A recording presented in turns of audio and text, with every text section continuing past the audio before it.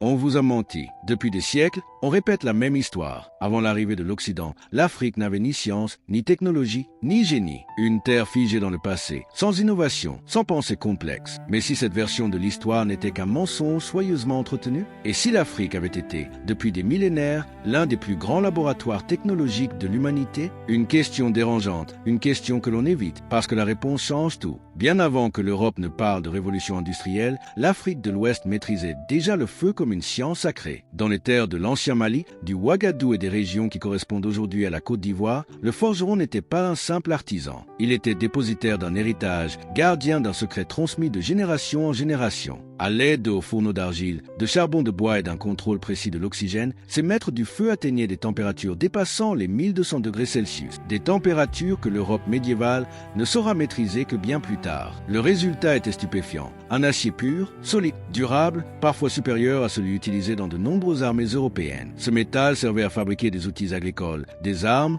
mais aussi des objets rituels, car transformer la pierre en fer, c'était dialoguer avec les forces invisibles. Ici, la technologie n'était jamais séparée du sacré. Elle était respectée, protégée, codifiée. Mais le génie africain ne s'arrêtait pas au feu et au métal. Il pénétrait aussi les mystères du corps humain. Bien avant l'ère moderne, des chirurgiens africains pratiquaient des opérations complexes. Des crânes anciens, découverts par les archéologues, portent des traces nettes de tréfination, des ouvertures pratiquées volontairement dans l'os. Plus étonnant encore, ces os montrent des signes de cicatrisation, preuve que les patients survivaient à l'opération. En Afrique, la médecine était une science profonde, fondée sur l'observation, l'expérience et la connaissance des plantes, des anesthésiques naturels, des antiseptiques végétaux, des soins oculaires précis. Tout cela existait déjà. Le guérisseur, comme le forgeron, était à la fois savant et spirituel. La maladie n'était pas seulement un problème physique, mais un déséquilibre global. Cette médecine sacrée soignait le corps autant que l'âme, avec une efficacité que l'histoire officielle a trop longtemps refusé de reconnaître. Et pendant que l'homme africain transformait la matière et soignait le vivant,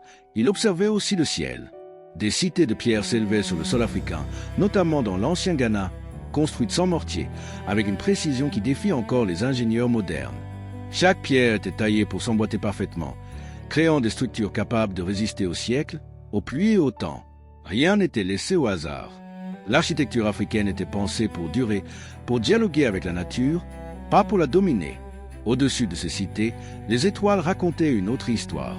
Chez les Dogons du Mali, des connaissances astronomiques décrivaient des systèmes stellaires complexes, des étoiles invisibles à l'œil nu, que l'astronomie moderne ne confirmera que des siècles plus tard. Plus au nord, en Égypte africaine, les monuments de Saqqara et d'ailleurs étaient alignés avec une précision cosmique, en harmonie avec les cycles célestes. Le ciel était un livre et l'Afrique savait le lire. Observer les astres, c'était comprendre le temps, les saisons, la vie elle-même. Tout cela forme un seul et même héritage. Un héritage technologique, scientifique et spirituel, bâti sur des millénaires de savoir. Un héritage volontairement oublié, parfois effacé, souvent minimisé. Mais la vérité, elle, ne disparaît jamais complètement. Elle attend le bon moment pour ressurgir. L'Afrique n'était pas en retard. Elle n'a jamais été en marge de l'histoire. Elle était au cœur du génie humain, bien avant que d'autres ne s'en attribuent le monopole. Se souvenir de cela, ce n'est pas regarder le passé avec nostalgie, c'est restaurer la vérité. C'est redonner à l'Afrique la place qui lui revient dans le récit du monde.